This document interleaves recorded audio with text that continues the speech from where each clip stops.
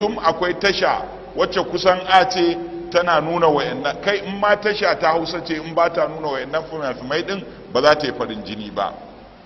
Saboda haka ba fim din bane matsala, abin da ya kamata mu yi mu jawo masu fim din kusa da mu, sai mu dinga nuna musu wannan irin tsarin fim din akwai kuskure, ya saba wa musulunci, kar ku yi shi.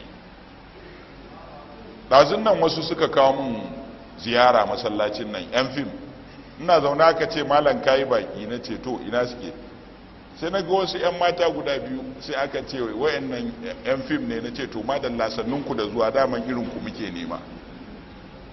kuma na musu wazi na ce ku ɗauki fim ɗin nan sana'a, kuma ku ɗauka zai iya kai ku wuta, zai iya kai ku aljanna.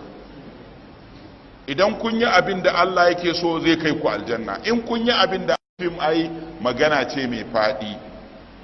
babban abu kawai shine wani irin fim ɗin ne, me ake nunawa a ciki, wani saƙo ne a ciki. kar mu maimaita kuskuren da muka yi a baya. daga fitowar fim a arewacin Najeriya aka tsine mu wa duk wanda zai yi, aka ce ya lalace, ya zama ɗan banza. yanzu idan da za a tafi ɗakin kowane liman randomly, a je a bincika akwai cd a ɗakin nan,